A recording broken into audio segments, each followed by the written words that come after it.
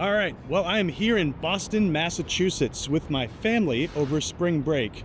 We've got sun, which seems great for Boston, and today we're off doing the Freedom Trail and all of the sightseeing, and in just a little bit we're getting ready to jump on a bus, which is going to take us up to Bunker Hill and the USS Constitution and a whole bunch of other places. So let's see where we go.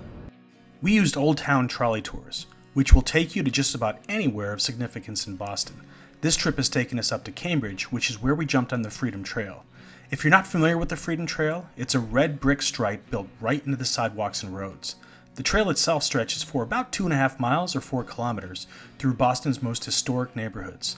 Following it will take you to all the most important historic sites in Boston. Our first stop was the Bunker Hill Monument, which commemorates the Battle of Bunker Hill fought in 1775 during the American Revolutionary War.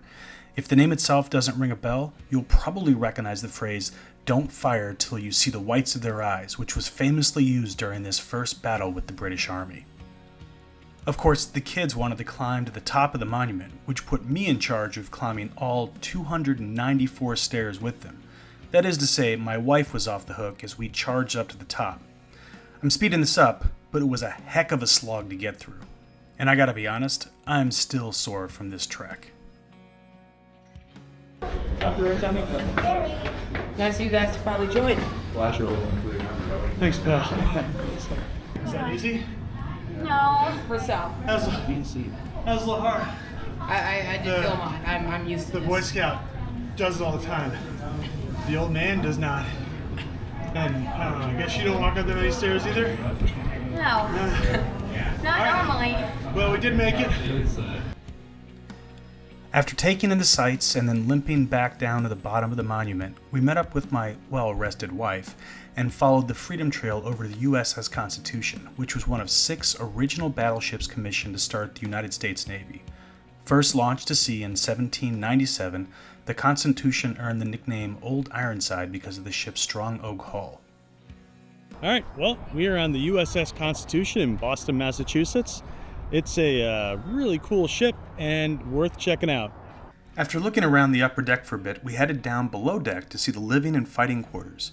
We saw cannons spread out along the walls, which gives you a real sense for the purpose of this battleship. At 24 and 32 pounds respectively, these cannonballs were heavier than they looked. But after my abysmal showing of stamina at Bunker Hill, I needed to earn my man card back, so I pretended to make it look easy to lift them in front of my kids. The sailors slept in these hammocks. All I could imagine was a symphony of snoring. It's good to be captain.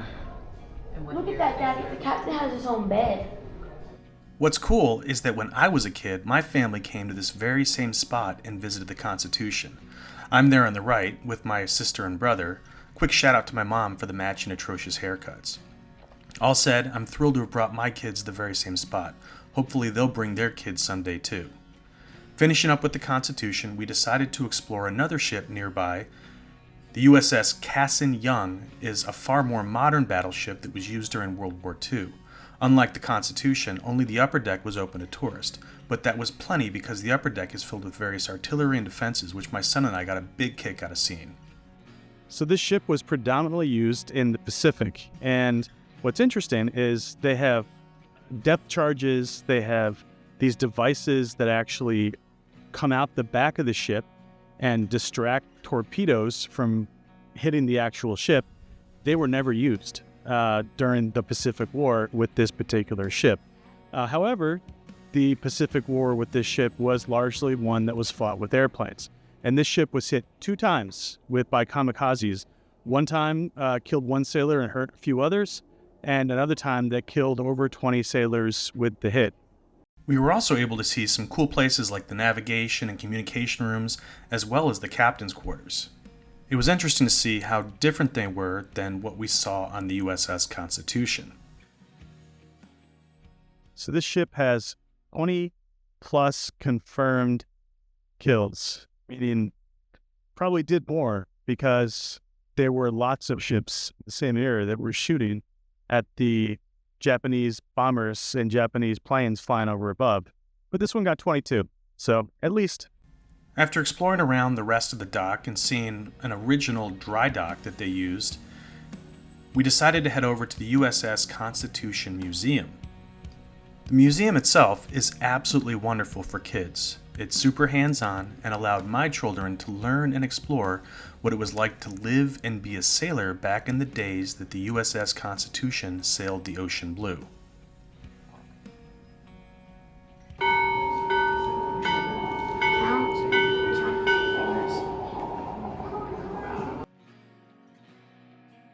Plus, the girls got to try out the hammocks, which they said were pretty darn comfortable.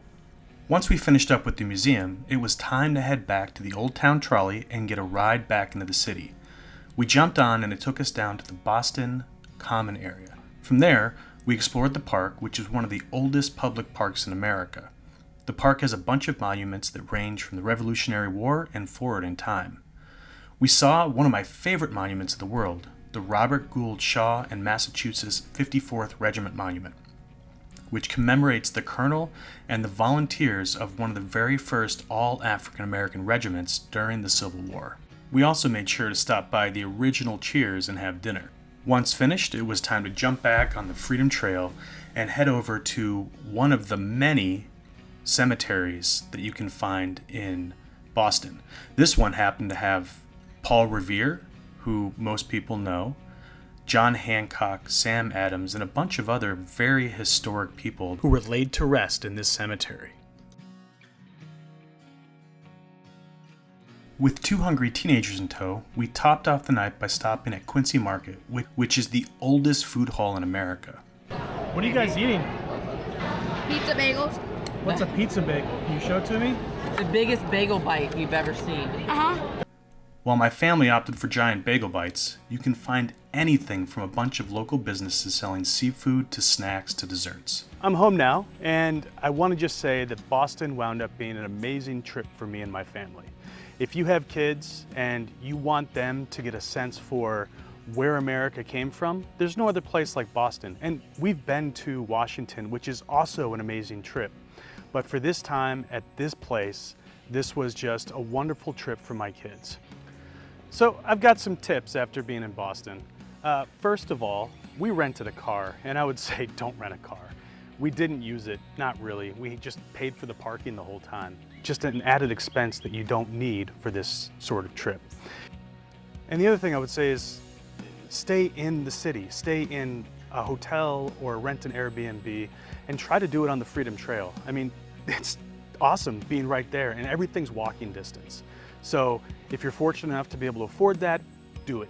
But at the end of the day, it's just really easy to get wherever you need to while you're traveling in Boston. And my final tip is, bring your kids when they're the right age to go. You know, if they're too young, they're in strollers, you can't bring them anywhere, they don't really get the impact. My oldest is 15 and my youngest is 12. And this was the perfect age because they totally got everything and they were big enough to walk everywhere. So it really worked out well. Now, I'm going to be dropping another couple videos from our Boston trip. One of them will be from the Boston Museum of Science. And we're going to run that in just 2 minutes. We're going to run through the entire Boston Museum of Science. So be sure to check that one out. And between now and then, I'll have more coming out. So we'll catch you on the next one.